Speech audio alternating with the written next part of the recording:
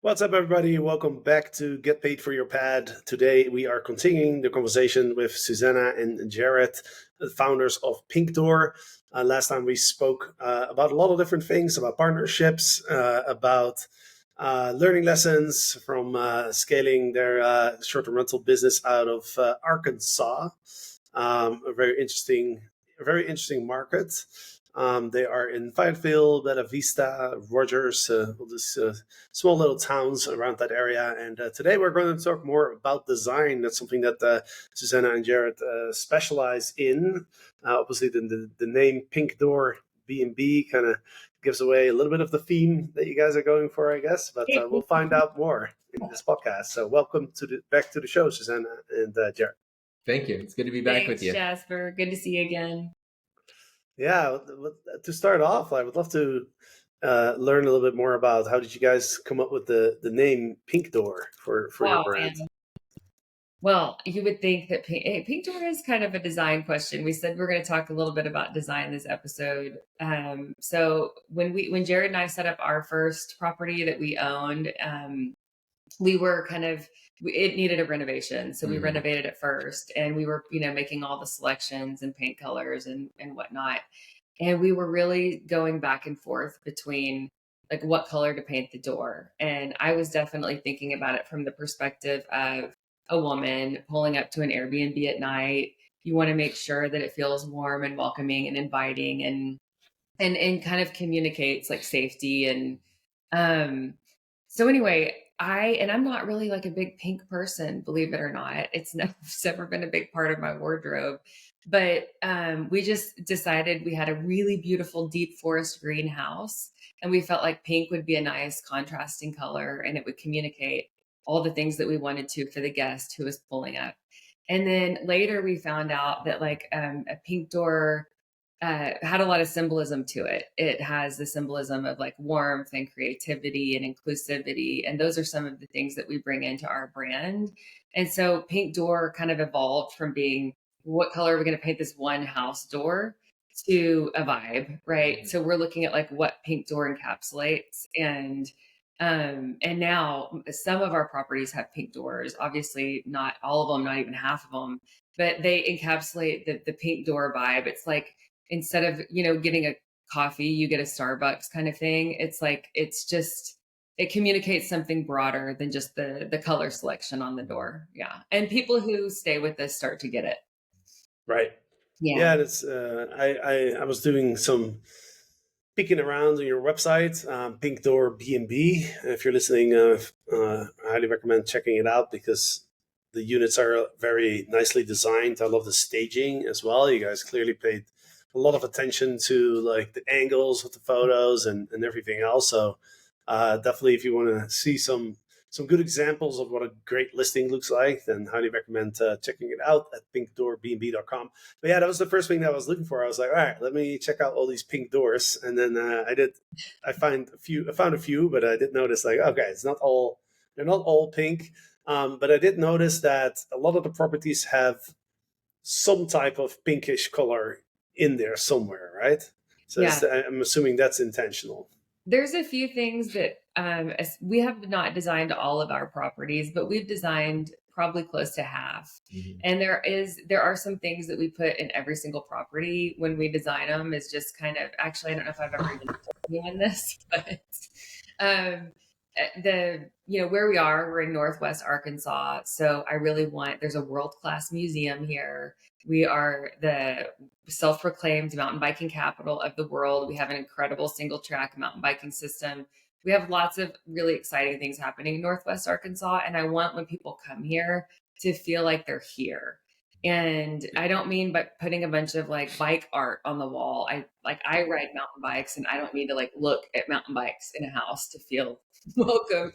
But I'm talking about like, creating a vibe that allows people to feel like they're not just in any other house anywhere in the world. They're in Northwest Arkansas. And I think I kind of touched on that last time by saying like I'm a Southern girl, and I probably need to clarify, like I've been around the world, not broadly, but I've been to many places around the world, and I've experienced incredible hospitality everywhere I've been. I don't think that's a uniquely Southern thing or Northern thing or Italian thing. I think wherever you go, the culture and the people really impact the way the hospitality feels.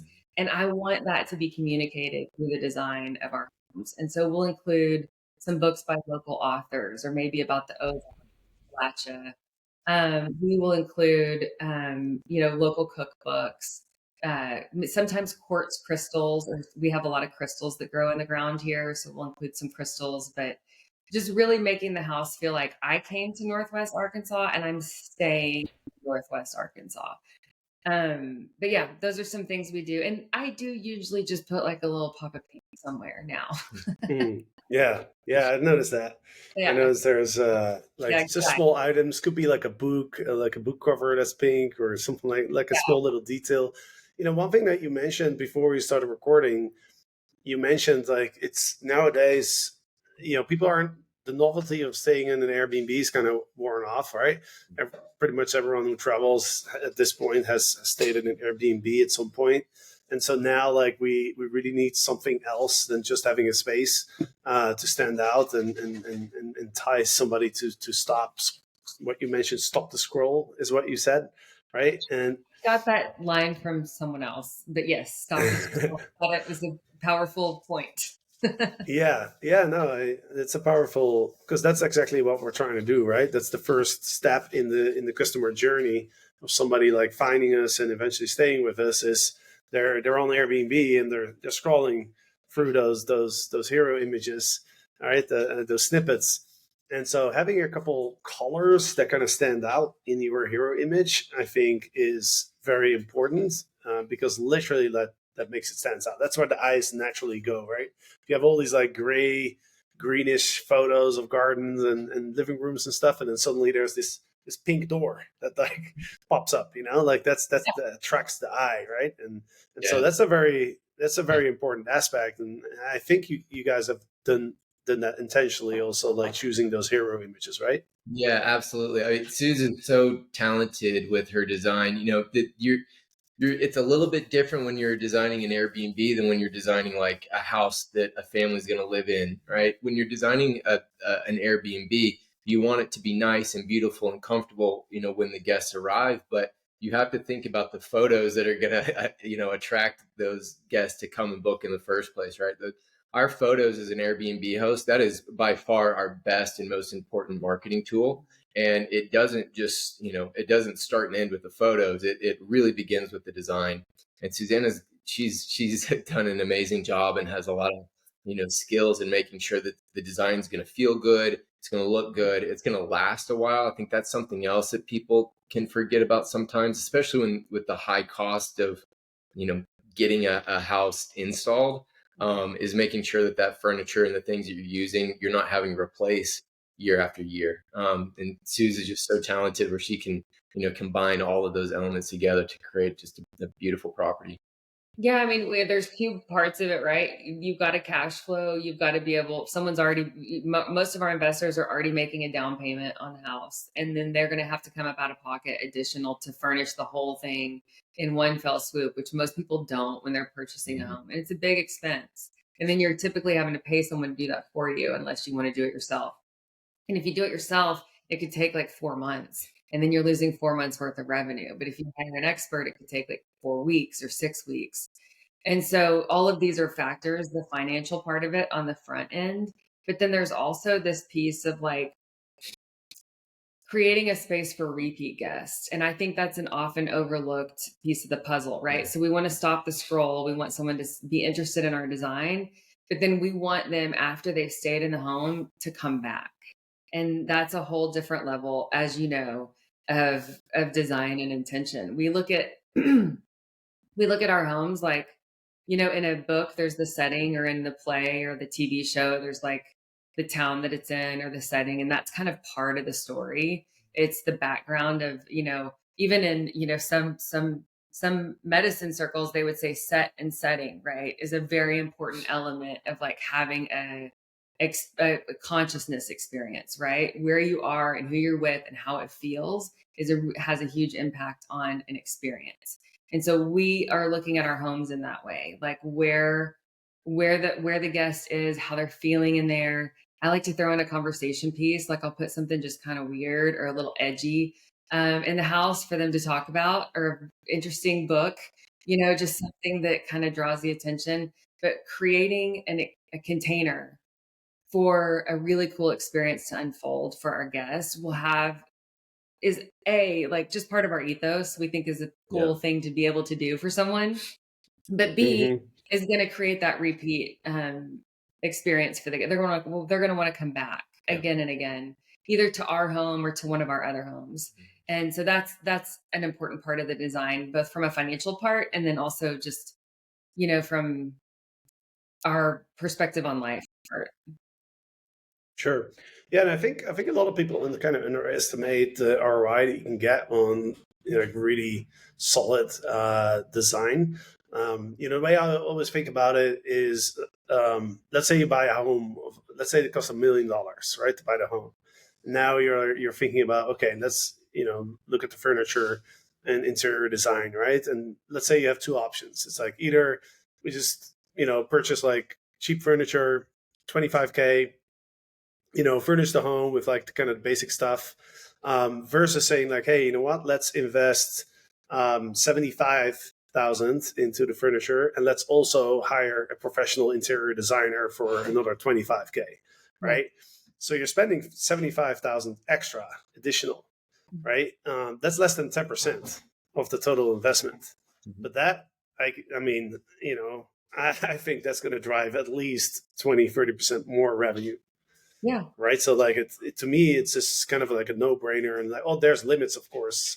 Right. Yeah. There's limits. Like you got to be smart about how you do it and be intentional and everything. But yeah, I just feel like it's an overlooked piece of the investment, and people don't recognize, I think, the ROI you can get out of it. Oh, absolutely.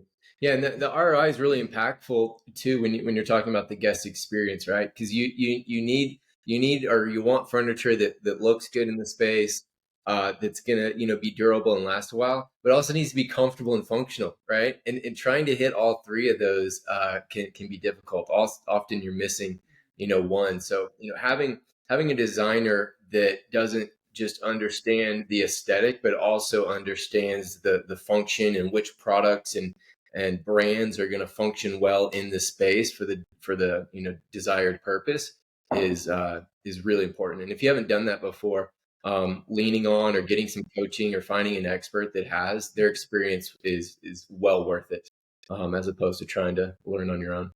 Yeah, and it's also something you guys, I think, do really well. Yeah. Like that whole creating, you're setting a tone for the experience, right? You're saying unplug, be connected, get connected with whoever you're with or in nature. Like I feel like your marketing and your branding is kind of speaking a little bit to an experience that a guest is going to want to have more than once as well, right? Like 100%.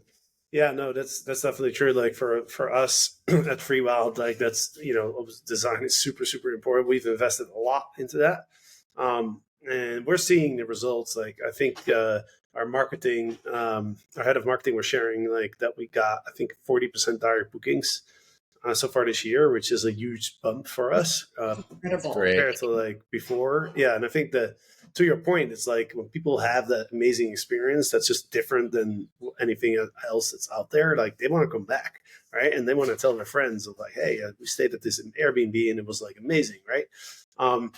But to your point, Jared, as well, like it's got to be comfortable too. And I actually have a good example of that right now in my house here in Cali in Colombia, where we're staying for a couple months here, and I've been renting this out on Airbnb since 2018. So it's been a long time. But now we're, my wife and I are actually living here, right? And now we're looking at like, okay, well, this couch, it looks good, but it's not very comfortable. Yeah. You know what I mean? And so, yeah, it looks good in the picture. So that one of the first things we did is like, all right, that couch has got to go. We want to like relax and watch a movie and in the evening and chill out. Like this couch is not meant for that. It's not built for that. So like, so you kind of have to live somewhere for a while or stay somewhere to really like, find those kind of how to improve the feeling, right, and the comfort of the home. Yeah. And that, like you said, that costs money, right? To get a nicer couch that's actually comfortable, it's going to cost more than like a foam couch that is hard as a brick, but it is, we think, a worthy investment, depending on where you are. If we were maybe in Florida where people are coming and going and it's sandy and maybe there's like a little bit more of a nightlife or something, maybe investing a ton of money in a couch wouldn't be where we put our investment. But here, for sure. I mean, everything closes pretty early here. People are home relaxing, most of the evening. And so we want it to be like a space for them to really have a part of their vacation experience being in that home. Yeah. Yeah. And I don't think you have to do that on everything. I don't think everything is, I need to spend a little bit more. So like Jasper, in your experience, when you're putting Airbnbs together, what are you thinking about, or how are you deciding what items you should spend a little bit more on and where you should maybe save a little bit? Yeah. I mean, I always think of the guest avatar, right? Like who are the people that are going to be staying here, and what are they looking for? What do they need? One thing that I realized as I'm staying here is another item I invested in is a stand-up desk. Because I noticed that a lot of people that visit Colombia are remote workers and digital nomads, right? And just sitting all day is not really great for your back, as we all know, especially when you're working on a laptop. So it's one of the very first things. I was like, okay, let's get a stand-up desk and let's create like a little workspace, right? So it's like in order to understand what your customer needs, you kind of have to be your own customer kind of thing. So that's what I did. When we got here, I was like, okay, I'm going to put myself in the shoes of somebody who's visiting. Like, what do I need? What am I looking for? That's kind of seems to be the easiest way, at least for me, to understand that. I think that's such an important part of the design process. Yeah. And I always feel like I sound a little bit woo-woo when I explain it to people, but what you're saying is exactly right. Like I walk into a house and most of the time the house is not ready for furniture right away, right? It needs some paint, or it needs some flooring, or it needs something.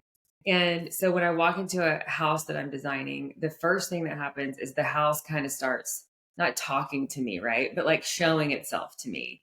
You're not going to go take, even if my preferred aesthetic is super modern, let's say, I'm not going to go into like a 1990s brick home and try to create that aesthetic. Like it's not a one, it can, some people do the same look in every house, and that's fine. But that's not what we do. We kind of try to work with the house first and foremost. What does the house want?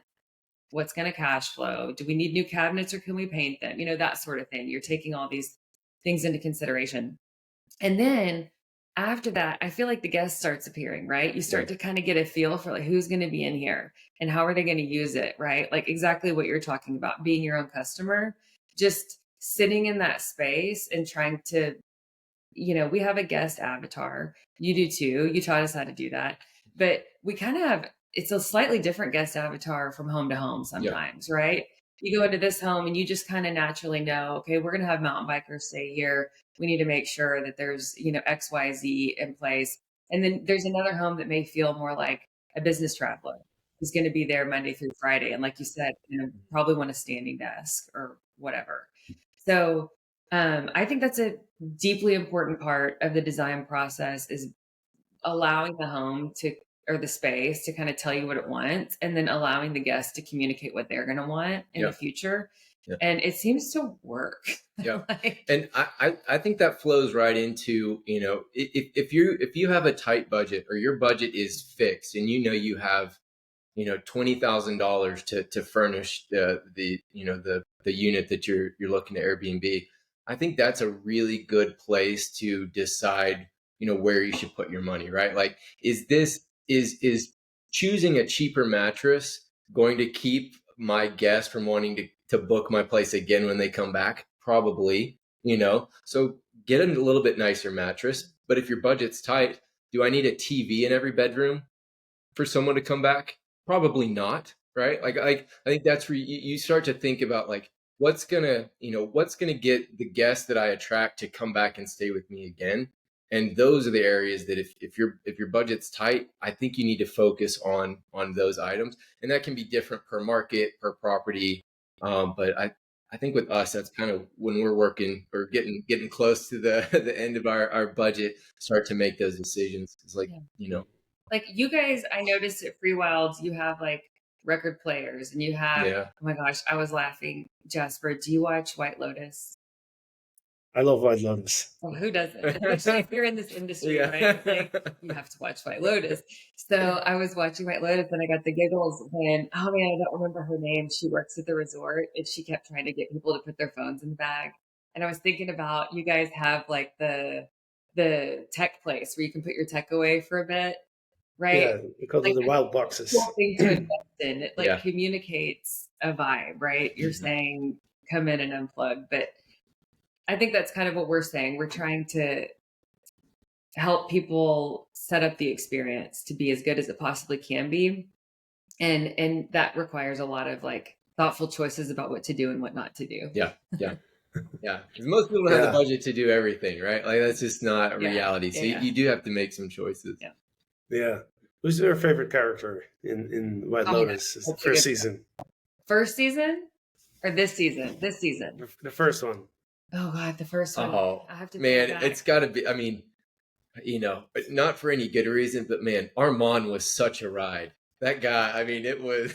You didn't know what was going to happen next for him, and he kept digging a deeper and deeper hole that was like, none of us ever want to be him or be there, but boy, Mike White really took us on a ride with that character. I mean, Jennifer Coolidge is everywhere. That's true too. Well, yeah, and Belinda. Everybody loves Belinda. I'm so happy for her. Yeah. Who's yours? The Australian guy. I'm bad with names, but that's the one that you were referring to as well, right? The manager. Yeah. He's such a character. I mean, and I love how he puts on like this big fake smile, and then when he's talking to his staff, he's like he talks like so.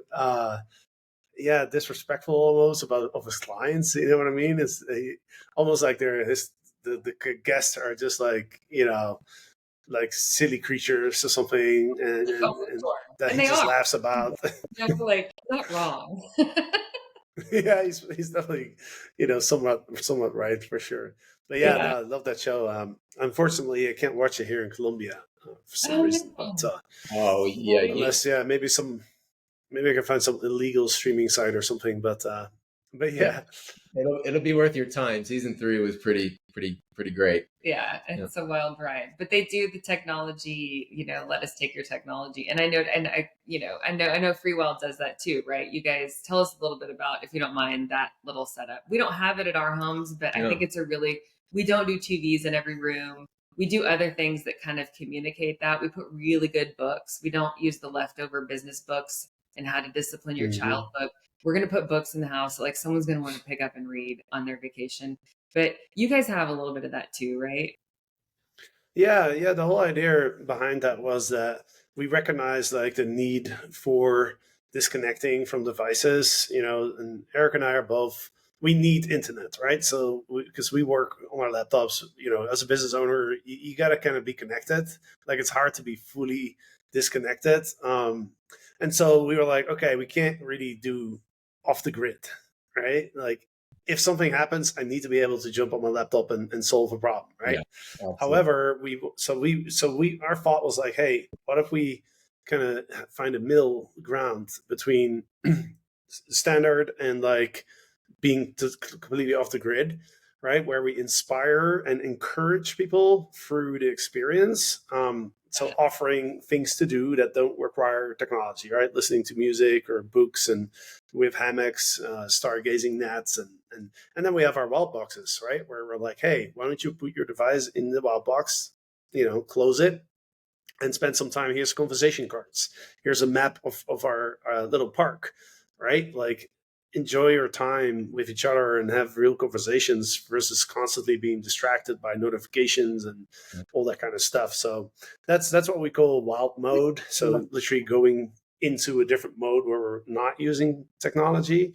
And I think our guests are digging it. I think everybody kind of recognizes the need for it. But at the same time, we also live in a world where a lot of the times we kind of need to have internet if if we have to. Yeah. So yeah, that's the idea behind it. Right. It requires some intention. And I think you guys are setting it up to make that intention super easy. And I love that. I think that is it's inspiring. Yeah. Yeah, for sure.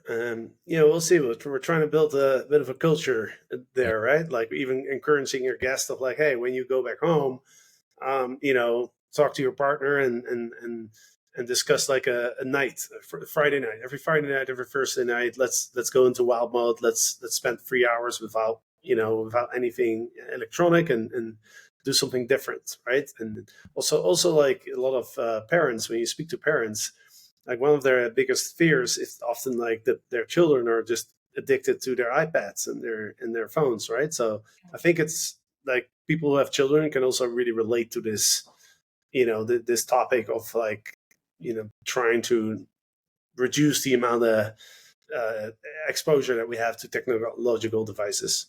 Yeah, I think there's a lot of simple ways to do that. Suze, I think she does that quite often. We have some really beautiful properties in the woods out in the Ozarks here, and a lot of times she'll incorporate a bird book, a bird watching book of all the birds that are native that you can see around here with binoculars. And we've got a really beautiful property that has a screened in porch, and she's got a bird book and binoculars just sitting there on the outdoor furniture, just kind of like as like a welcome, to get distracted and to get into something or experience, see a bird you've never seen before because you're visiting for the first time. Or I think telescopes are really fun for that too, right? Not everyone has a telescope at home, but if you're out of the city a little bit and you don't have that light pollution, and then you have a telescope with your kids that you can see some stars and things you haven't seen before. Like there's little things that you can kind of like breadcrumbs that you can lead people to cool experiences that they might not even have expected. I also put conversation cards in the house. What's your favorite conversation card set? Do you like make your own, or is there a set that you use in the properties? Yeah, we pretty sure we've designed our own. Some of the questions we have the Freewyld branding on there as well. So yeah, some of the questions that we ask are around travel, like what's your favorite travel experience? So a lot about travel, but we have a lot of cards. There's like I think up to like 100 or so. Nice. So there's a lot of different questions, but I think we've gotten so used to like very superficial type of fast conversations because there's so many distractions that like when you sit and you actually like take the time to ask some deeper questions, then you find out like, hey, I've known this person for 5 years or for 10 years, and actually like there's a lot that I don't know about this person because normally we just don't seem to take the time to really like get to know each other on a more deeper level. So I think it's very helpful, those cards. I do too. And I think like we're in a sort of kind of full circle moment where we're explaining or talking about how like this is a different experience, right? Than going and staying in a place that's set up like a corporate apartment or doesn't have like it creates a different experience for the guest. It just does.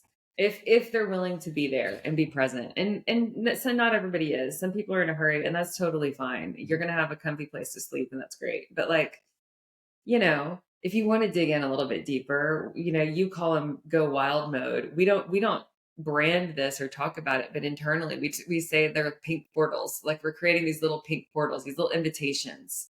And I think that that's a very important part of travel, right? 100%, because that's what you're going to remember, right? Those moments, those experiences is what you remember. I mean, I've stayed at 100 Airbnbs, and if I think back to what do I remember from these Airbnbs, right? It's not necessarily like the most comfortable bed or the most expensive furniture or whatever. It's like it's those special moments. Like one time I arrived in Brazil and the host was at the airport waiting for me, which I didn't know. You know what I mean? That was a complete surprise, right? Like that I'll never forget. You know what I mean? Those special moments is what you remember. I mean, do you guys stay at a lot of Airbnbs yourself? We do. When we travel, When we we stay in travel, yeah. Airbnbs. Yeah. We just Yeah. stayed in, and it's funny because I feel like we have a pretty generous mentality about it because we know how hard it is and how much Yeah. work it is. But it is rare to find a place, and you don't always know until you get there, that has like some soul to it, 100%. So what's like, if I ask you right now, like what's the first thing that comes to your mind when you think back of all the Airbnbs that you stayed at? That's a great question. Um, I'm right now, I'm thinking of the most recent one that we stayed at with our girls, and I'm thinking about them staying up till 10 or 11. I booked a place that had a pool in the backyard, and it was too cold to swim, but they were like, the kids, and there's a pool. So it was spring break, and they played in that pool and froze and shivered and played until, I don't know, They giggled and laughed. way past bedtime, and Jared and I sat on the patio. They had like some outdoor games set up, and we sat out there and just hung out and watched our kids having a fun time and looked out over the lake and just felt like, man, this is kind of the life that we dreamt of, and we're doing it, and we're here, and it's now. And I don't know, what about you, babe? Yeah. I mean, I think that's good, right? I think the ones that we think most fondly of are the ones that we made the best memories in. And those, not, it certainly wasn't, I know we're talking about design, but it was the one that allowed us to create those memories, and just kind of set a container and set a backdrop to, part of our family's story. And, yeah, I think as much as I remember about the Airbnbs themselves, I remember more just, the fun and the smiles and the laughs and, the experience, and I think, it's important. And, I think we feel really lucky to be able to help contribute to people's stays and trips and lives in that way. And Suze is super talented, and I'm just lucky that she's able to, share her talents with everyone. Yeah. It's What rewarding. about your talent, Jared? Yeah. What's your talent? I keep. Should I ask Suze? Yeah, ask her nicely. I don't know if this is you a ask talent. her. I don't know if this is a talent. Well, Jared's a coach. Like he's a soccer player. Y'all can get all into the soccer, and he coached, and that's his passion, really, like deep down. And he happens to be, have worked in property management for years, and he has the hard skills of being able to do the reports, and he's just really, really freaking good at operations. But I would say like the talent that he has is to be able to identify, like to zoom out, get a big picture, and kind of like a coach, be able to direct the energy where it needs to go. And I think his curse is his engine. He's got an engine, man. He just wants to do stuff and accomplish stuff and finish stuff. And if it were up to him, he'd probably be the maintenance guy where he could just run. Oh yeah, that would be manage everything, the properties. But half the time he's stuck behind the computer. But yeah, that's Jared's. Awesome. Well, it sounds like we talked about on the first episode, great partnership, right? Having those opposite skill sets and interests. Obviously, design is super important, but dining in operations is so important. Otherwise, it's just impossible to scale, right? So you kind of need a few different elements, right? Yeah. What's yours, Jasper? I don't know if I know. Good question. Me is just I'm a mathematical nerd at heart. So, just looking at graphs and prices and price labs all day, that's really where it's at for me. Sounds exhausting. That's fun. To me, it's fun. I get in the zone. I can spend hours and hours just looking at all the graphs and thinking about the pricing and how to maximize revenue. To me, that's the most fun thing. I appreciate all the other stuff, but like everyone's got their thing where you're in the zone and you forget time, and suddenly it's like, oh, I'm 3 hours into this work session, and there was like zero distraction. You're just like super focused, and so yeah, it's numbers. Numbers is the thing for me. That's incredible. I'm glad you found your genius zone. I think we have too, and I think it's a really cool space to be in when you're doing the thing where you can lose track of time and you love it and it feels good. Yeah. Yeah, I will say it's also good to do something different than what you're really good at for a while as well, because it's for me, like, numbers is natural. Like, I've just always been good at math, but I wasn't good at, like, running a podcast, or like, communicating. How do you lead a conversation and things like that? So it's also good to kind of do something that doesn't necessarily come naturally to you, because then, like, you really feel like you're developing some new skill sets, and there's a bigger opportunity for growth. So it's kind of nice to to be on both sides sometimes. That is so surprising. I was listening to this podcast when I set up my very first Airbnb, like, just trying to learn everything I could. And it is so surprising that was a stretch for you to do. Yeah, for sure. Like, that stuff doesn't come so natural to me. So that's something, I had to learn. I remember in 2014, myself and Josefa, when we started this podcast, like, we had no idea what we're doing. We're just, like, Googling, like, how to start a podcast. All right, we got to upload it to this thing. We got to record this audio. Let's get a mic. What do we talk about? Let's interview somebody. All right, let's just ask some questions. That's how you start, right? Yes. I mean, I've never heard it put so simply. That's amazing. Yeah, it was surprisingly easy to get it going, actually. Like, you don't really need a lot, like, if we're recording some type of software that records. I don't even remember what we were using then. I think it might have been Zoom, if Zoom even existed then. Can't remember. Maybe Skype. Maybe we use Skype or something.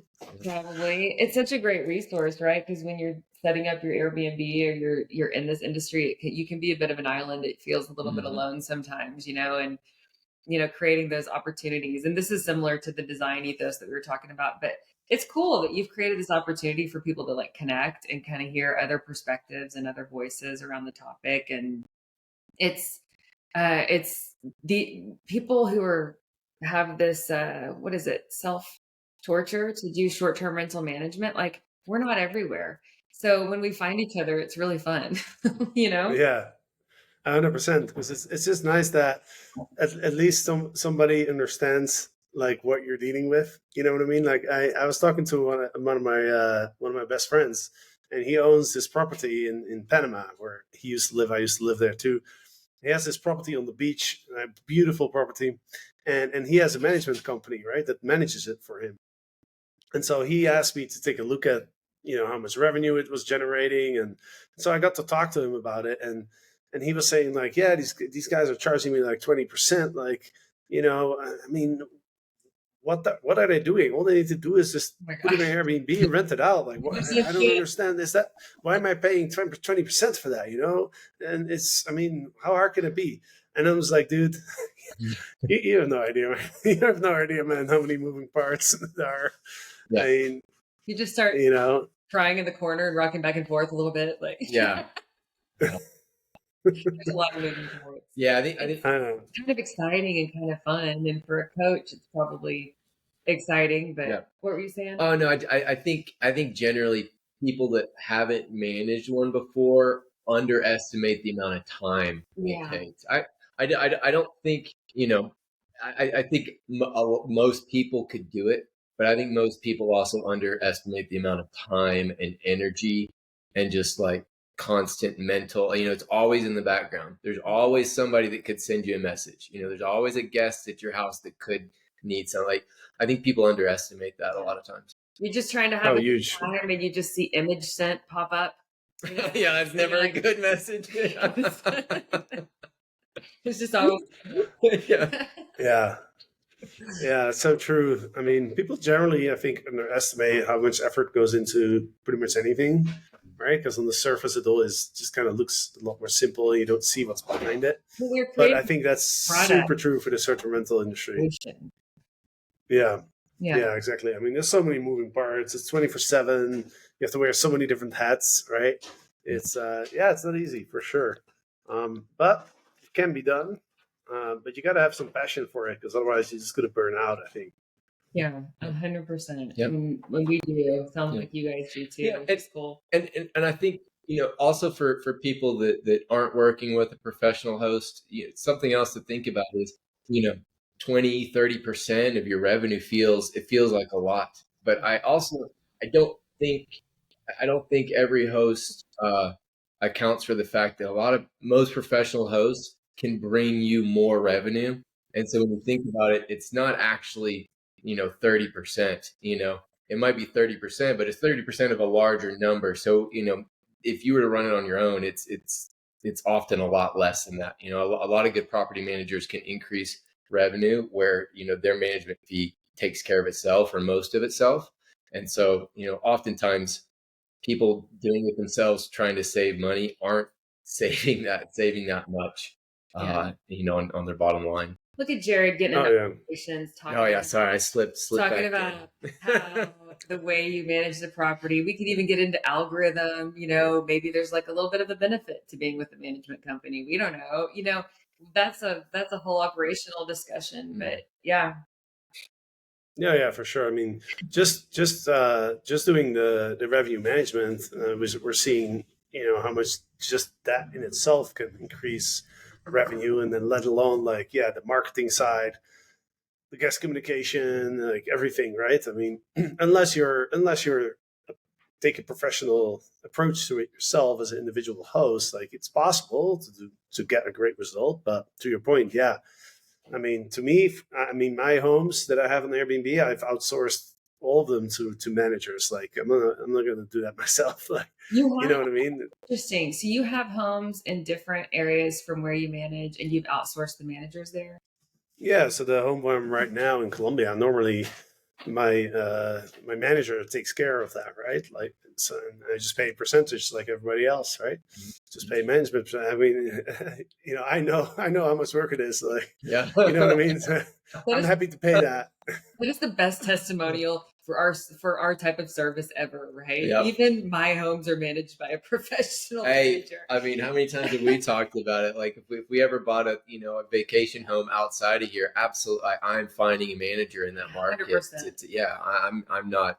Yeah, I've got my hands full here. Let them do what they're great at in a market that they know. Because the other thing about managers is, we can see so much more of the market because we're operating so many more. So we can, I think we can be ahead of trends or can see different patterns or different things that if you just had one or two, you're not going to catch on to quite as quickly, or you might not see it all. Oh, for sure. Yeah. Like how come there's 15 properties not booked in 2 weeks? What's going on? Or how come there's 3 properties just booked on the same day for this time in October, and we don't know of any events that are happening.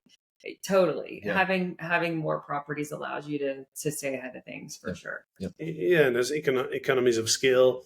Like my manager here is actually a good friend of mine now because he actually developed this building that where I bought this apartment. But he's got like over 100 here in Cali, and even the cleaning, he's got a full like in-house cleaning team, right? What am I going to do? Like find an individual cleaner to work with and then communicate with that person like, well, on the different side of the world, and waking up in the middle of the night, send an Airbnb message to a guest? No way. much rather pay the management fee. That was a no-brainer. Awesome. All right, guys. Well, it was a pleasure to speak with you again on the podcast here. So I appreciate you all taking the time. Before we wrap up, let us know. I know you guys do property management, of course, but you also offer some additional services, especially on the design side, right? Why don't you let people know how they can work with you guys and what else you all do? Yeah, totally. So first and foremost, we offer beautiful homes for guests to stay in, and our new boutique hotel is opening soon. It's called the Star on Spring in Springdale, Arkansas. Okay. We're super excited. It's gonna be beautiful. So we offer beautiful places to stay. We offer full service design for properties that are going to be under the management of Pink Door B&B. Our designs, we feel, are so strong. We do not create them for our competitors. So we do full service design. We can do some light renovation with our team if the home needs it. We also have real estate services where we can come in alongside you during the purchasing process and put together pro formas and let you know. I think the number one mistake people make is buying the wrong place. And so we can come in and help with that. And if you've already got your own real estate professional, we also do consultation. We can consult on design, we can consult on management, or we can consult on the purchase. Just whatever whatever is needed. And the consultation sign-up form is on our website as well. Yep. Everyone can get in touch with us on pinkdoorbnb.com. Right on. pinkdoorbnb.com. In northwestern Arkansas, our digital door is always open. Is what it says on the website. So awesome. All right, guys. Well, appreciate you guys jumping on, and I'm sure we'll be in touch in the future. And to the listeners, thank you for listening. Hope you enjoyed this podcast. We'll be back every Monday, every Friday. We're very consistent with our podcasting now these days. So we'll be back soon. So thank you for listening, and until next time. Thanks, Jasper.